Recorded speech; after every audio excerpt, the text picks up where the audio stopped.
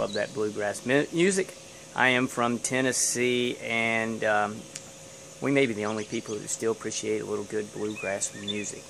Anyway, basically this is my journey to getting to 100 miles and some things we learn along the way.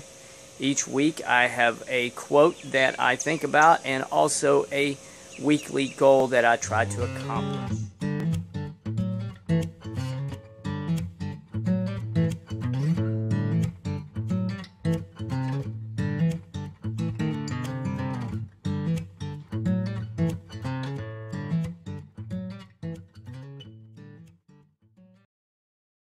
It's another day. It's time to go for a run. It is summertime. It is hot and humid, but that's okay. It's summer. I'm filming the bike because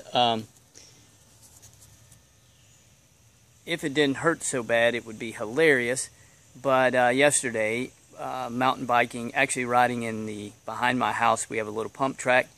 I went for a jump, landed sideways, fell really hard on my ribs. I don't think I cracked anything, but they hurt so bad that I can't really run. Well, I can run, but it's even slower than an old man run. So anyway, again, if it didn't hurt so bad, it would be hilarious. My two boys thought it was rather comical that the old man fell and hurt the ribs. But anyway, so I thought just to be safe, I would ride tonight and then I'll probably walk.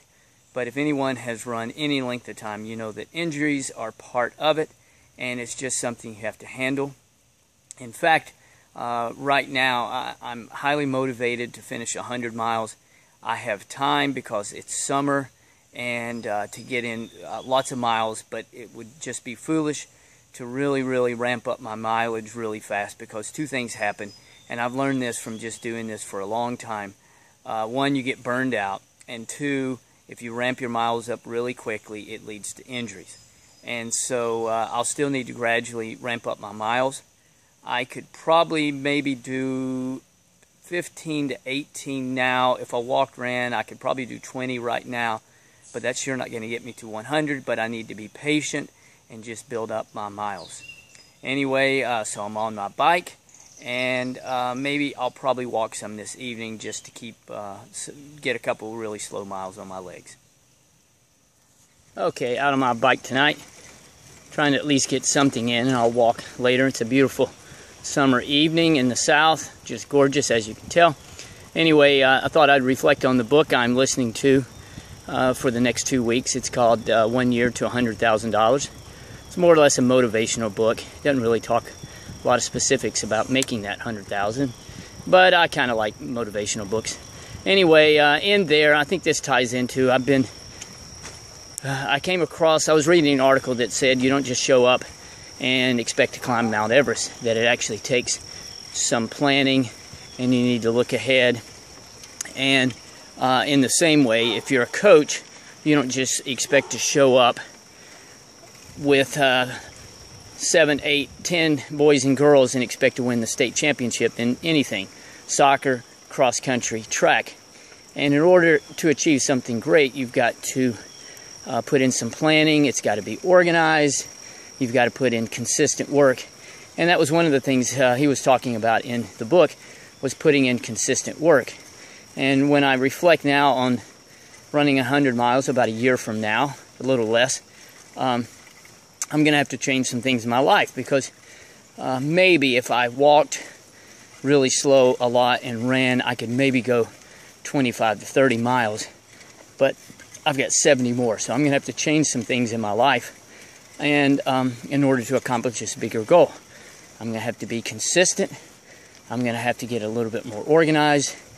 I'm going to have to plan it out. But that's part of the fun of a big goal, and that's why a lot of people have always said the Sony Walkman.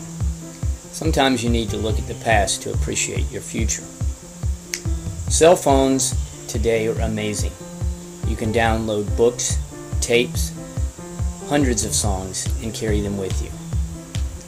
In 1979, Sony introduced the Walkman for $150. It became a huge success for them, and they sold up to 400 million of these units. It was cool because for the first time you had a portable device. You could get a cassette, put it in, and take 12 to 18 songs with you when you went for a run or a walk. I personally had several Sony Walkman and went on many runs with them. What I normally would do, because you can only listen to 18 songs, if I had a really long run, I would run half the run without the Sony Walkman, and then I would grab it and go for the second half and listen to music.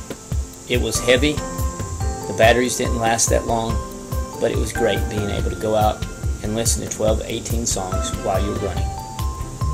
Throwback Thursday, the Sony Walkman.